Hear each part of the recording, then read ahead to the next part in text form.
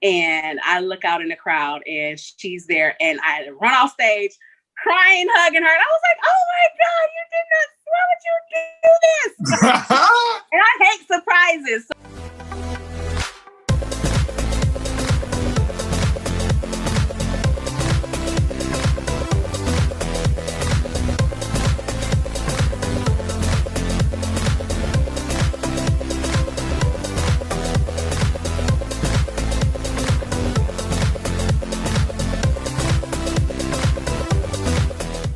What's up? It's your girl OG Muffy Johnson. So make sure you tune into Verse TV, comment, like, and subscribe, and share all of that. Peace, y'all.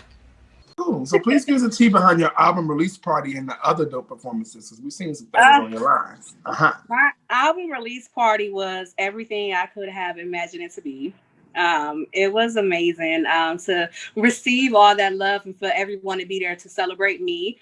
My favorite thing about the performers is that they were all handpicked by me. They were my favorite artists here, and they performed my favorite songs by them. So Esther Fitz performed, and she's amazing. She's an amazing songwriter and singer here. She is amazing. If you don't follow her, you should, because her Instagram is very entertaining. And she instructs Zumba. What is that? Zumba dance? Zumba? Mm-hmm. Yes. And so she be posting it with all the old people trying to do the moves. It's hilarious. It's very, very.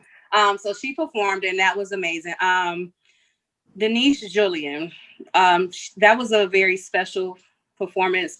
Denise and I went to high school together. We were actually in a singing group together, her, myself, and our other friend Shantae. And we were in a group in high school, and we kind of fell off years and years ago. Like we got into a huge big argument, and some things were said that shouldn't have been said, but I hadn't made up with her, and I hit her up, and just asked her, like, would she want to do it? And she was just like, yeah. And I was just like, what?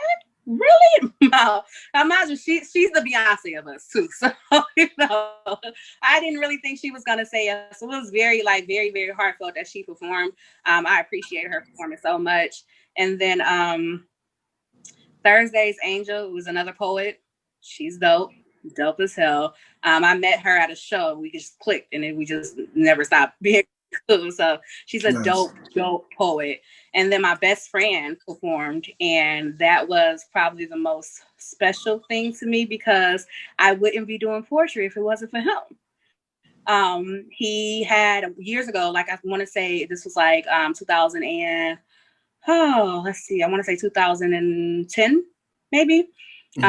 He had a feature coming up, and I remember we were at the bar, and he was just like, yo, like, homie, I got this poem that I want to write, and I want you to be on. I'm like, okay, cool. He was just like, but I want you to sing like the chorus of Lil Jon and Ubi's One Night Stand. I was like, say less, I can do that, like, so 2 weeks before his show, he actually came to me and was just like, yo, you should write a verse.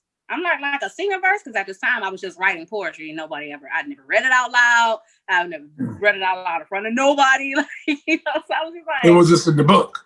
Yeah. So I was like a singing verse, and he was just like, no, like a spitting verse. I was like, Negro, who? I'm like, you are the most amazing poet that I've ever freaking met, and you want me to be on a poem with you, like, and spit too? And I will never forget this, and I carry this with me every day of my life. He was like, I appreciate that you think that I'm just this dope person and I'm just this dope poet, but imagine how dope you have to be in order for me to want you to be on a poem with me. Ooh, right? That was dope. That was deep. Yeah. That definitely turned it around on you to make you think, like, if that didn't make you think he was dope, then I don't know what. Yeah, but the party was mad lit. My favorite part about the whole party was that my friend Jasmine surprised me. She was in Texas this past week, and she was not going to make it back in time. And she had been told me this weeks ago when I planned it and everything like that. So she had me good. Like, she was texting me throughout the day, like, like, who's live? Can somebody go live so I can see it? And I'm just like, oh, I wish you were going to be there. She like, I do too. Like, Jasmine and I are very, very close. I met Jasmine when I was 15. She was actually the first girl I ever liked. Ooh, the deepest tea. Okay. Listen. Oh, so she was like, so I like set up this whole like my friend Ash. I'm like, oh, you gotta go live so Jazz can like look at your live while I'm performing and while I'm doing my speech and everything like that. Because like in my speech, I was telling my friends like this album is for you guys, because if it wasn't for you guys to get me through my dark times, I wouldn't have been able to produce this album to get this album out here. So child, setting up all these lives trying to get her so she would all miss it, and I am on stage introducing Denise. And I look out in the crowd and she's there, and I run off stage crying, hugging her. And I was like, oh my God, you did not, why would you do this? And I hate surprises. So all of my friends know that I hate surprises. So That's some shit I would have done. So I definitely would have done that. I've done that before. I'm definitely that guy. I will surprise the shit out your ass. Yeah. So haha, and shout out to your friend for that. I know that felt really good, especially if you stopped everything you were doing in your tracks to go say, So I'm sure that felt good, but you deserve it. You're super dope in what you do. You're very talented, and you're out here producing and putting other people out here too and creating shows and stuff too. Come on, girl. Just saying, you deserve it. So I'm glad you got that day. Thank so you. Tell me this. Of course. You're welcome. It's all love. What's the main thing that you want our Verse TV audience to learn about the poet OG Muffy Johnson on today? The main thing that I want people to know about me is that don't count me out. Just don't. Like, I there was a point I almost didn't make it here. Like, I tried to commit suicide August 22nd of last year, and my best friend actually had to save me. Like, had the cops kept knocked down the door, everything. Like, my best friend had to save me, and almost didn't make it here. So, like, just don't count me out. And whenever you feel like you're at your lowest, just definitely like listen to me. Like, I have something on my album for everybody, on both albums for everyone. Like, and even if like, you just want to follow me, like I'm a hoot to know.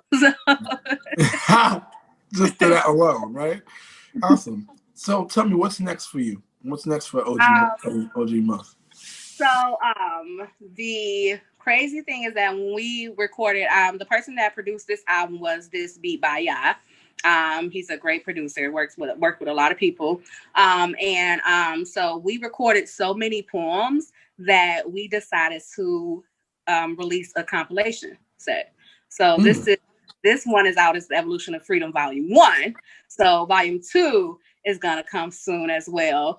And then also I want to go ahead and I'm getting into like, probably just utilizing my my platform more to speak out about mental health awareness and like, letting people know like, hey, you're not alone out here dealing with this stuff. Like, I call it my crazy pill, but I take mood stabilizers every day and I take antidepressants every day. So like, it's just, I want to bring awareness to what is not talked about amongst the Black people, which is mental health. Please. Please. It's very important. That affects us very much so because we're mostly the ones that don't want to seek help. So I was doing a certification program for for substance abuse and substance abuse and physical abuse, because I feel it's important, especially as Black people, like you said, that we be able to understand the root of the problems, where it stemmed from, where it came from, to be able to know where we're going. So, right. Yes, ma'am. So we got like 2 more questions, and we're going to move to our second part of our interview, which, we give to everybody, but, with some little deeper sea questions. So The question is this: what's the most important thing to remember when creating good poetry, and why is that important? To always think outside the box. I think that's probably the best advice that was given to me by Barry, the bass player of Phony People. I don't know if y'all know who Phony People is. But, Phony People came to Cleveland, and the bass player was just walking around the club like he was just a normal person, and everybody was just like, not even like, oh, it's nobody. I was like, shit. So I went up to the bar and I actually ended up buying him a drink, and we ended up, I ended up telling him that I did a, what is that called? A poetry slam, where I had to perform poetry to music. And I told him that I took the Red Bone and I slowed the BPM down to like 42 beats per minute. And he was just like, wow. I was like, right? I was like, that's nuts, right? So I feel as if like the best advice to always give someone is to like always think outside the box, always be creating. That's what Adina Howard always tells me. Always be creating. You better talk about the girl. You done stole my question. The next question was gonna be what's the best advice you received, but you don't put them together. Come on, you doing my job. I love that. Come on now, you trying to kick me out there yourself? No, but thank you for that. I think that was a great way of how you tied it together. So shout out to you. You did that. But now, we come to the second part of our interview. And so the second part of it is this: we have 5 general questions that we ask all of our all the tea recipients. And so the first question is this. You can find me on Instagram at OG_Muffy Johnson. My Facebook is Salita Lee Johnson. And you can actually stream my first album, The Black and Red Notebook, and also my sophomore album, The Evolution of Freedom, Volume 1, everywhere. All you have to do is just search OG Muffy Johnson. You'll find it in Apple Music, Spotify, Google, Tidal, all that. And I actually just got an email right before this that my album hit 500 plays. So come on.